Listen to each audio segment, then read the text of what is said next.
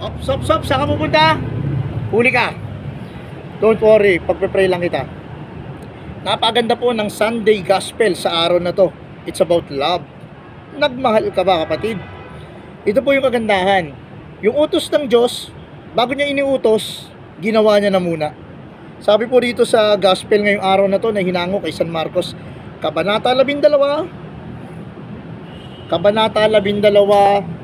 talata 29 hanggang 34. Ang sabi rito, kapatid, ito ang pinakamahalagang utos. Pakinggan mo, Israel, ang Panginoon ng ating Diyos. Panginoon na ating Diyos, siya lamang ang Panginoon. Ibigin mo ang Panginoon ng mong Diyos ng buong puso, ng buong kaluluwa, at ng buong pag-iisip at buong lakas. Ito naman ang pangalawa, ibigin mo ang iyong kapwa gaya ng iyong sarili. The first commandment, ibigin ang Diyos. The second commandment, ibigin ang kapwa.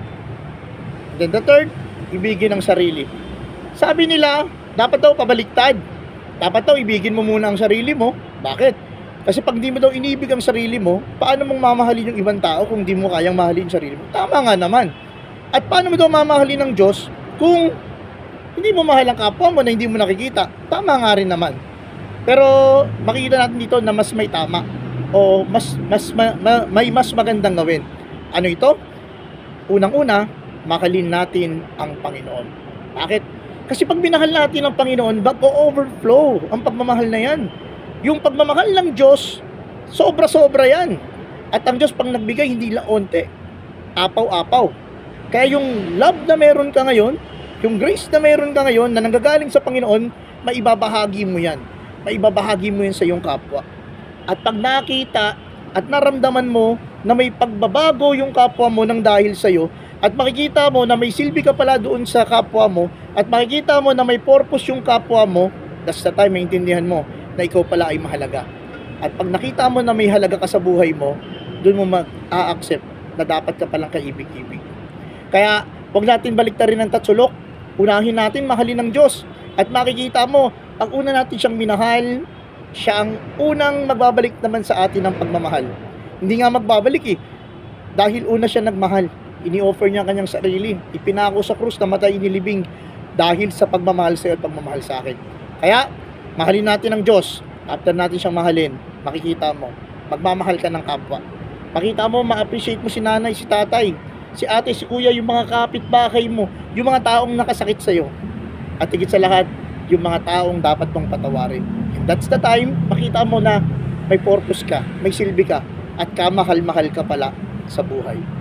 Ngayon, paano mo malalaman na may pagmamahal ka at marar-experience mo na mahal mo ang Diyos? Ay yung L-O-V-E. L stand for loyal. Oo, tapat ka ba, kapatid? Tapat ba ako? Minsan, hindi tayo nagiging tapat. Sa pagsisimba na lang, di ba? 1 hour na lang inihingi sa atin ng Diyos, di pa natin mabigay. Kaya mamaya, ito siguro yung paalala sa akin, Ralty, huwag mong kalilimutan magsimba. That's your unang pagpapakita yan na loyal ka sa Diyos mo. At dapat hindi late. Loyal ka ba?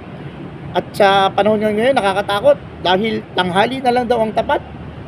At tandaan natin, kapatid, ang tapat, kahit baliktarin mo, T-A-P-A-T. Pag binaliktad mo siya, tapat pa rin siya. Makita natin na mahal natin ang Diyos pag tayo ay loyal. Second, makipapakita natin na mahal natin ang Diyos pag we are obedient. Sumusunod ba tayo sa Panginoon? Partial obedient is disobedience. Delay obedience is disobedience. Hindi dapat partial, hindi dapat late. Kung hindi, ang pagtugon sa Panginoon, ngayon na. Ang utos niya magmahal, ang utos niya magpatawad, ang utos niya sumunod. The third is what you call valiant. Be valiant. Be brave enough. Kanina, kausap ko yung isang official namin na kaibigan ko. Ipaintulot ng Diyos na makapagsimula tayo ng isang gawain dito sa Makati City Police Station. Ipag-pray nyo po. Nawa, every week magkaroon ng isang kahit maiksing gawain. Maging matapang tayo. Kasi ito po yung hamon.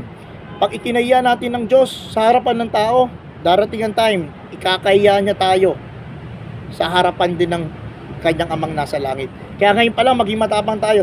Ipagsigawan natin ang Diyos natin ay Diyos ng pagmamahal, Diyos ng pag-ibig, Diyos ng pagpapatawad, at higit sa lahat ng kaligtasan. Loyal, obedient, valiant, and the fourth is empathy. Kapatid, hindi ka lang dapat naaawa sa ibang tao.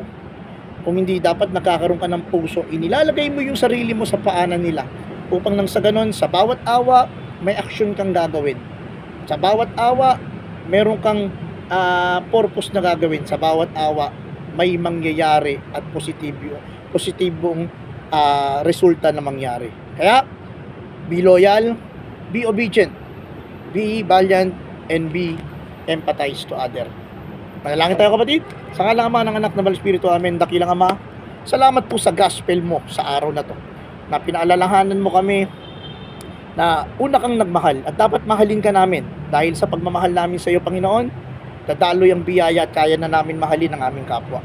At pag minahal namin ang aming kapwa, mas ma-appreciate namin ang aming sarili. Mamahalin din namin ito. Panginoon, ikaw na pong bahala. Sinusuko na po namin ang lahat ng ito sa matamis na pangalan ni Jesus, aming Panginoon. Amen and amen. The Father, Son, the Holy Spirit. Amen. Shoutout lang po sa mga tropa natin dyan sa PADS. Dyan po sa ICP, mga tropa natin naka-duty dyan sa South Cemetery, sa Columbario. Pagpalain po kayo ng Ama nasa langit. Okay, papalad ka kapatid, sapagat nahuli ka ni Kristo.